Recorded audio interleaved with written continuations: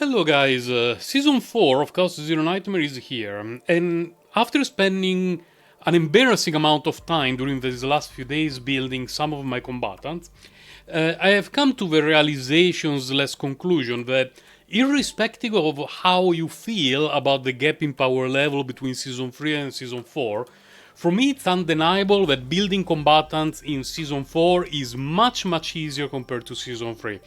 And this applies both if you are an Omega tryhard like me, who would like to have semi-perfect save files, or if you're someone who would like to spend 1 or 2 runs per combatant just to get something usable, be done with it, and use it to get the reward from the multiple game modes, use it to do your daily farming and stuff like that.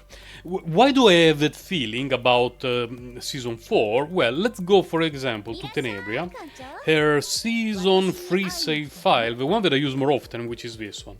In Season 3, we had to, build our decks, which is obvious, but, based on what the game gives you during the run, you may spend an obscene amount of time in sorting mode to collect enough sorting materials to craft the decks. But that applies also to the new season, so let's not worry about that too much.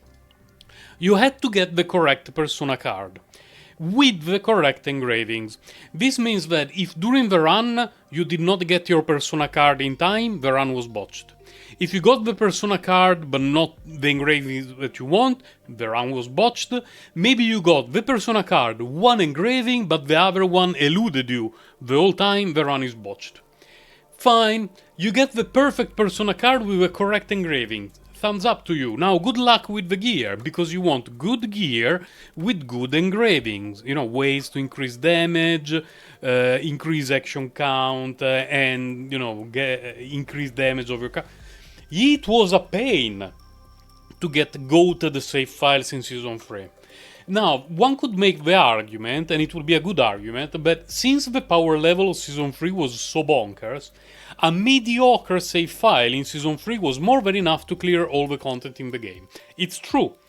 But, if you have a combatant that you really like a lot, you want to have a save file, but when you look at it, you feel like, oh, I achieved something, like this save file is amazing, and I even have some spare points, because I'm only at 160 here, so if I wanted to I could add a neutral card to my liking, probably a tech, which works as a tutor for one of the rhythm cards. But when I look at this, I'm happy, and I have many combatants whose save files for Season 3 make me happy when I look at them, because they are perfect or borderline perfect.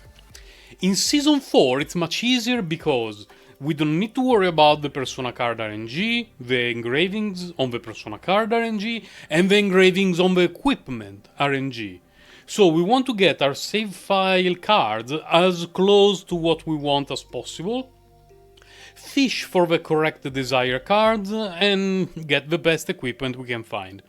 This means that the amount of things we need to focus on during a run is way more limited compared to Season 3, which makes it much easier for us to build our combatants. Now, what are the things that we need to focus on the most? Those are the desire cards, which is this stuff that has been introduced this season. They can be combined in different ways, and they have different powers based on how many you have of those. Let's have a look at them. There we go. Future Sering Grindelot will not even need to cut the video. Let's go. Control desire cards. When you have a 3, you apply 2 agony on all enemies when an enemy acts. Questionable utility for now. If you have 5 control, 5% critical chance for each enemy present. Excellent, because at the very least it's going to be a 5% critical chance. And if you have 7 or more, you're going to generate a special card that I will show you a bit later. This, for me, at the moment is interesting if you collect 5 of the control desire cards, because in most fights you're going to get 10-15% critical chance. But I believe that this is going to be what we want to farm when Arabella and Olga are released. Because you have to keep in mind that Hilde is the first piece of the damage over time puzzle. Only when Arabella and Olga released, we're going to really see what the damage over time Rupture team is going to be like. So for now, I wouldn't worry too much about control. If I were you, I would focus on a couple of other things. Next, we have Inquiry, which is something that I highly recommend to everyone who wants to have an easy time farming save files. The effects are very useful. If you have free Inquiry on draw, you apply a negative effect to an enemy up to 4 times per turn. If you have 5 or more Inquiry, when a negative effect is applied to the enemy, you draw. So, essentially for free, each turn you draw 2 cards. It's amazing, it's excellent. The Inquiry cards are all about draw, so they fit in virtually any team. You're going to have a very easy time building all your combatants with Inquiry. This is by far the best option if you are the kind of guy who doesn't like to spend too much time in chaos explorations building your combatants. Claim is very interesting because at the moment, among all the bonuses for free cards, it has the best one. When a harmful effect is applied to the enemy, 2 morale for 1 turn. So when you apply any kind of negative effect on 1 turn, you get 2 stacks of morale up to twice each turn. It's a fantastic bonus because you can apply it very easily with a multitude of combatants. We're always applying some negative effects to the enemy. 5 at the moment is Cope, because increased damage over time amount by 35% doesn't help us that much. Between Claim and Control, we will have to wait until Arabella and Olga to see who likes it the most. Then we have Survival. Survival is a bit annoying because it's not as easy to get as the others. We need to rely on random events during our chaos exploration, and some of them will have an option that allows us to get a survival card. This means that you are never guaranteed to get enough survival cards during a run to have 2 or 3 stacks on a single combatant. And I had a few runs during which I have not seen any survival option at all. The bonus for free survival cards is it reduces the damage taken. It's a little bit of Cope, but it's okay, and it generates some shield. At 5 it becomes very good, because if you have 5 survival cards or other stacks, at the start of a turn, if you have high hit points, you gain 3 stacks of morale, resolve and fortitude.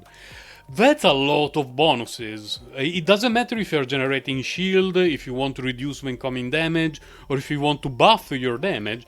This is fantastic. So, if you want to, work a bit harder on your save files, 5 survival and 3 claim is pretty goated. These are the cards that we can get when we have 5 stacks of, something in our deck. So, if we have 7 stacks of Inquiry, and we play enough Inquiry cards, we generate the Desire Manifestation, which is 600% damage and draw 2 cards of this unit. Fantastic. Control, again, it's about Scorched. I think it's going to be very good only when Arabella and Olga released. Claim, 600% damage, 5 morale and resolve for 1 turn. That's actually a pretty good effect. And Survival does a bit of everything. It's a damage nuke, it generates a shield, and it gives you shield retention. These cards are all very good, especially now that they cost 0. They used to cost 3 before Season 4 started, and at free cost these were absolutely unusable. 0 thumbs up. But is it worth to go to 7 of a specific card type just to use these? Maybe Inquiry. For me, Inquiry is worth going to 7+. The others at the moment, not so much. The way in which you can build your Desire cards setup is even a 5+3 or something, and I would suggest 5 survival, 3 claim. This is one of the setup options. I use the chibis because they're cute. You have Combatant 1 having 2 Renoas, Combatant 2 having 3 Renoas, that's 5. That card, the Desire card is set. Combatant 1 has 1 Tressa, Combatant 3 has 2 Tressas. This is a 5+3 setup, and Yuki is a spare. Another option is you have combatant 1 and 2 using an identical setup. So in my suggested case, it would be 2 survival, 1 claim on combatant 1, 2 survival, 1 claim on combatant 2, combatant 3, 1 survival, 1 claim, 1 something else, it doesn't matter. If you want to do a 7 stacks setup, it's a little bit easier because all those setups, apart from survival, are very easy to farm. You can do something like this. 3 of that specific card on combatant 1, then 2 on the second combatant, then 2 on the third combatant, and the other 2 don't matter. Or you can have 2 combatants with 3 of that specific card each, and the last combatant having 1/1/1.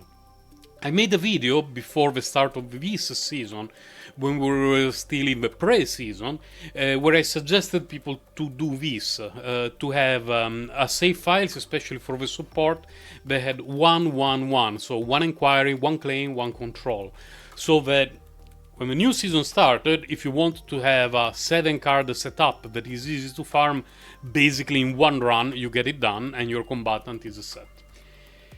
Then we move on to the gear. There is some new gear, but it's a little bit cope.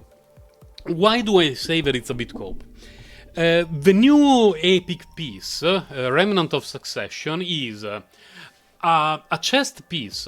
When 2 attack cards are activated, you apply 4 Scorch to all enemies. At the moment we are not using it.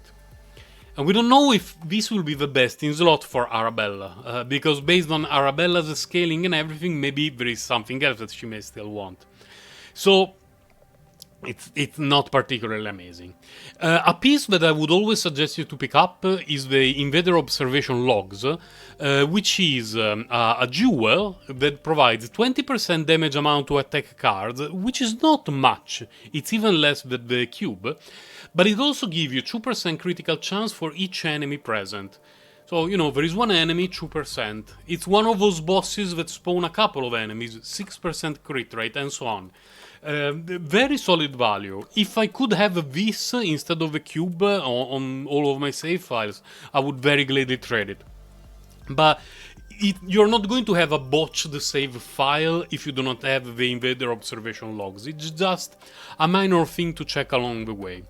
In the chest piece, among the legendary pieces, the Contaminated Cocoon Cape is pretty nice. When you get attacked, you apply a random negative effect to the enemy, either Agony, Vulnerable, or Scorch.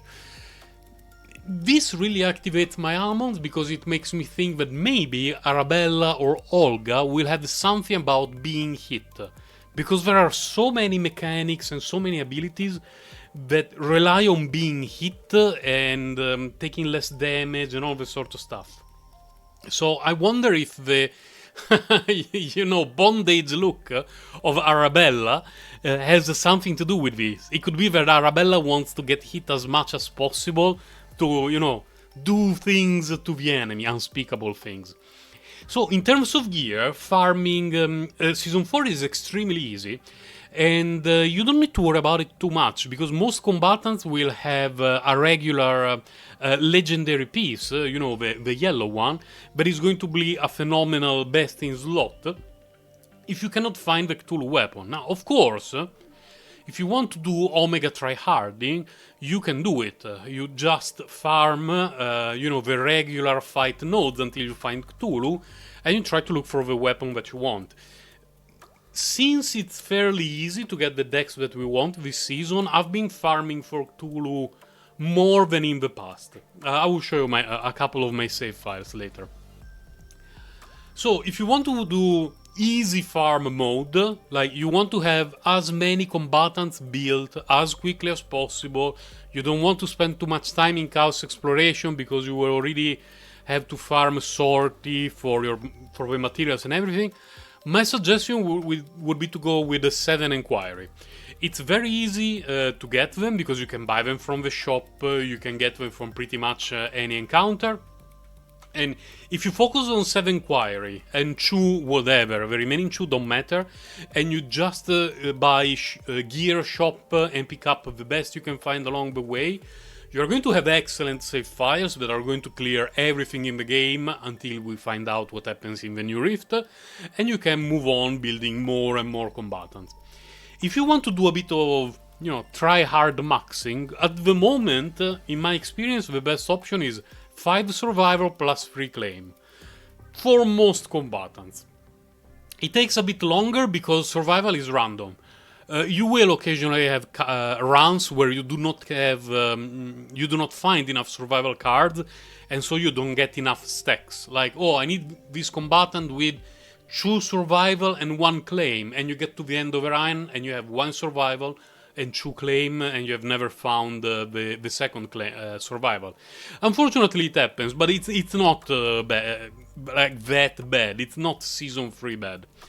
And you can always go for a Tulu weapon for tryhard maxing, but if you get the egg from the final boss, that is also a fantastic piece of equipment, and it's not going to make a huge negative difference.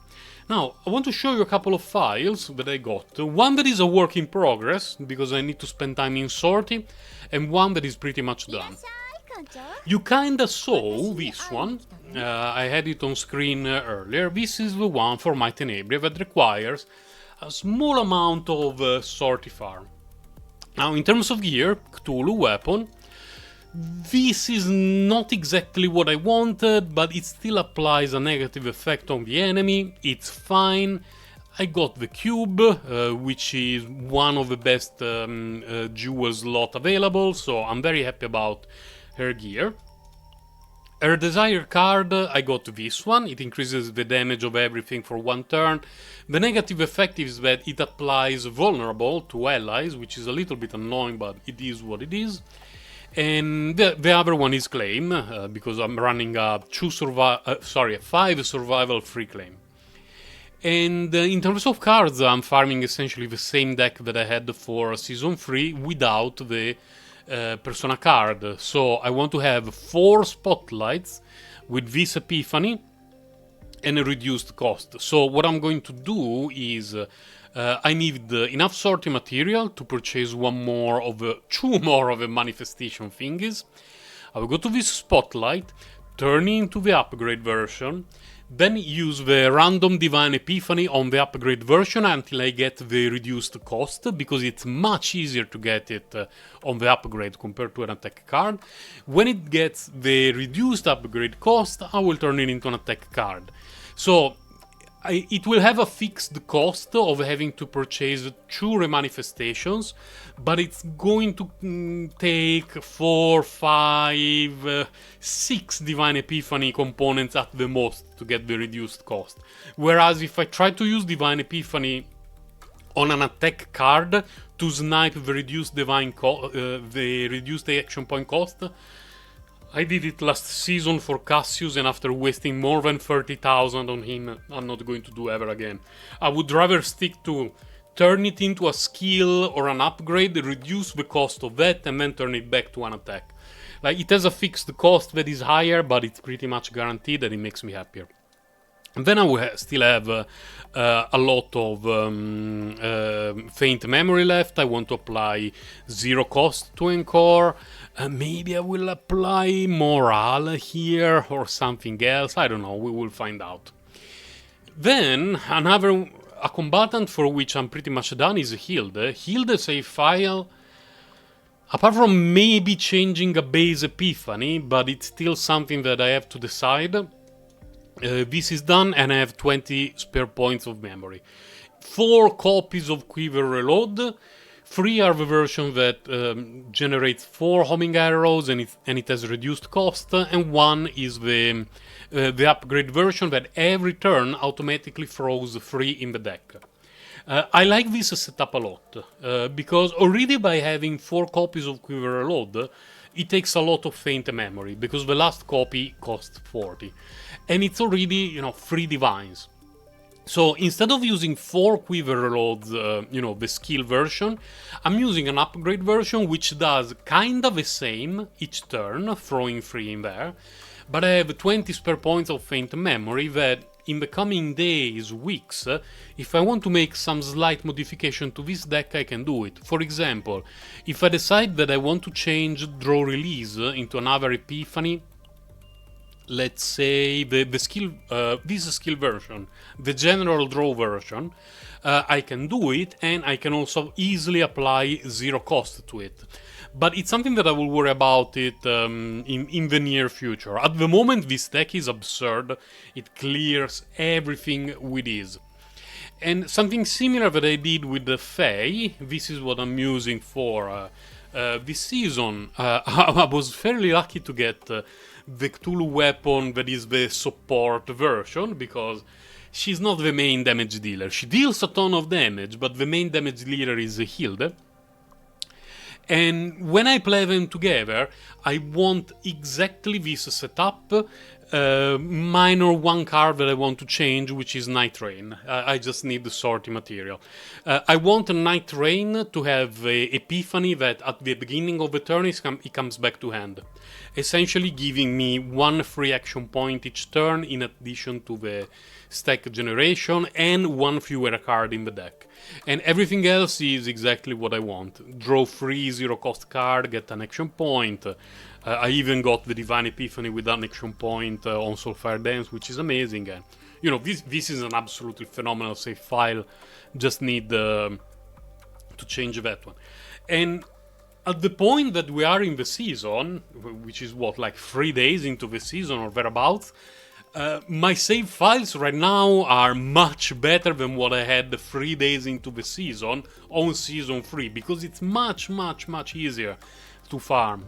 This is what I'm using, for example, on Adelaide.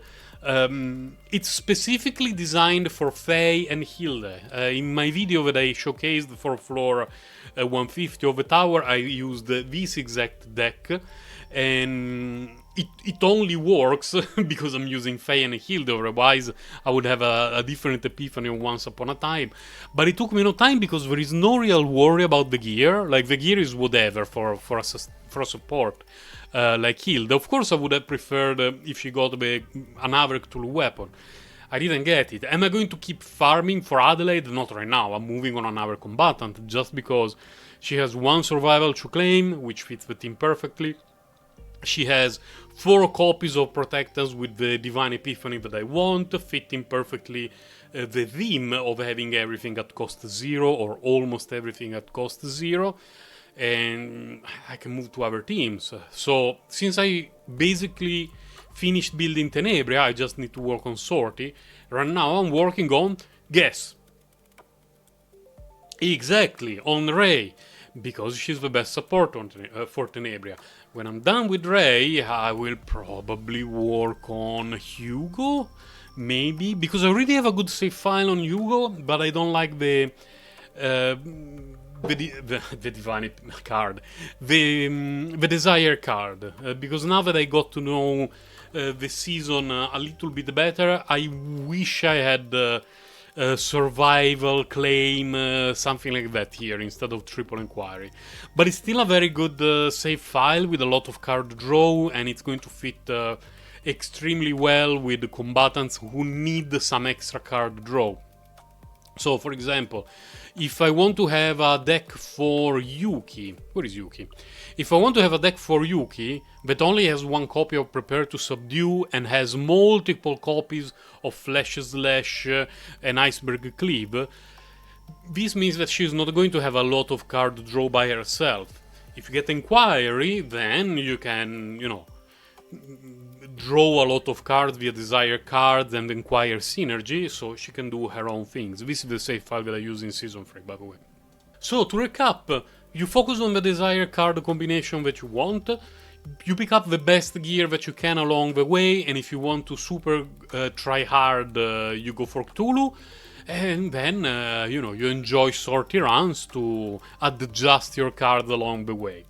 Trust me, it's much easier than Season 3 when it comes to save data farming, so enjoy your rounds. Hopefully it will not take you too long to get the save files that you're looking for. Bye guys, take care.